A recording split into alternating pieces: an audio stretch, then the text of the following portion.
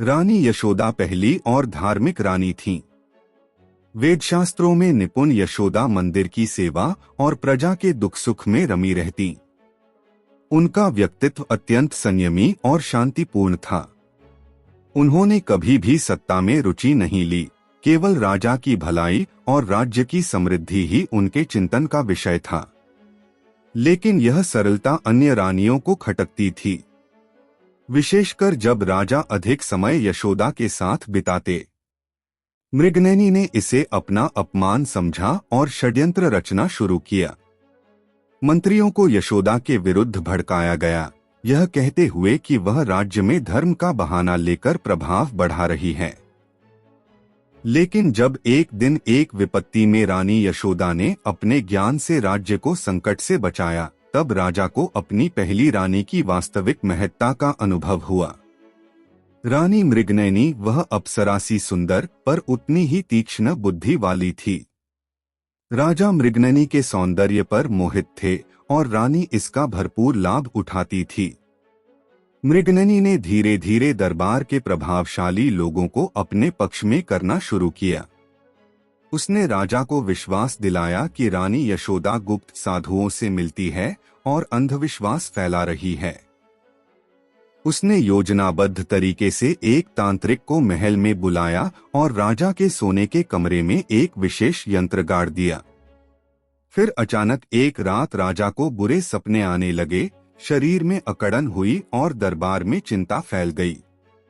मृगनयनी ने तांत्रिक को बुलवाकर कहा, यह सब रानी यशोदा के कारण है।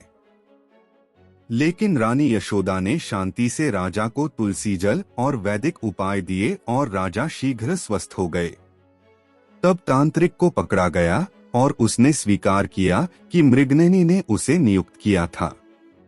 राजा को मृगनयनी की चालाकी समझ में आई, परंतु उसकी सुंदरता के मोह से वह कठोर दंड न दे सके। रानी चारुलता नालंदा से शिक्षित, अत्यंत विदुषी, तार्किक और महत्वाकांक्षी थी। वह राजा की सलाहकार मंडली में सम्मिलित होने वाली पहली महिला बनी।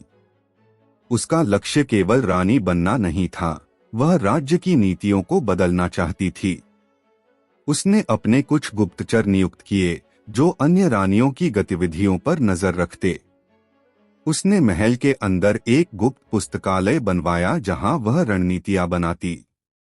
चारुलता को भरोसा था कि राजा वृद्धावस्था में उसे ही उत्तराधिकारी घोषित करेंगे। उसने दरबार में अपने पक्ष में निर्णय करवाना शुरू किया और मंत्रियों को उपहार देकर अपने प्रभाव में लिया। जब राजा को इसका पता चला, उन्होंने पूछा, क्या तुम मुझे हटाकर स्वयं राजसिंहासन चाहती हो? चारुलता ने शांतिपूर्वक उत्तर दिया, राजन, मैं केवल इतना चाहती हूँ कि जब आप नहीं होंगे राज्य अराजकता का शिकार न बने। मैं भविष्य की तैयारी कर रही हूँ। राजा उस उत्तर को नकार नहीं सके, लेकिन अब वे जान चुके थे कि चारुलता का प्रेम नहीं, बुद्धि ही उसका शस्त्र था। रानी रूपवती अत्यंत भावनात्मक और राजा से गहराई से प्रेम करने वाली रानी थीं। उनका प्रेम धीरे धीरे ईर्ष्या और असुरक्षा में बदल गया। उन्हें हर समय लगता कि राजा अन्य रानियों को अधिक महत्व देते हैं। उन्होंने अपने निजी सेवकों की एक टोली बनाई जो राजा की हर गतिविधि पर नजर रखती। एक दिन उन्होंने दरबार में राजा पर आरोप लगाया कि वे रात्रि को गुप्त रूप से मृगनयनी के कक्ष में जाते हैं। इस पर दरबार में खलबली मच गई। राजा ने जब इस बात की सच्चाई जाननी चाही तो पता चला कि रूपवती के आदेश पर एक सेवक ने झूठी कहानी गढ़ी थी। यह प्रेम का नहीं, अधिकार का प्रदर्शन था।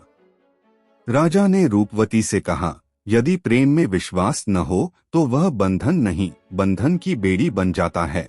उन्हें आत्मचिंतन के लिए 1 वर्ष तक मंदिर भेजा गया।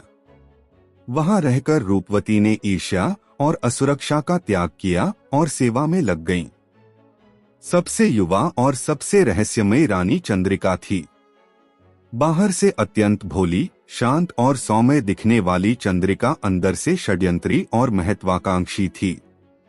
उसने महल के भीतर एक गुप्त रसोइया नियुक्त किया जिसने राजा के भोजन में हल्का विष मिलाना शुरू किया।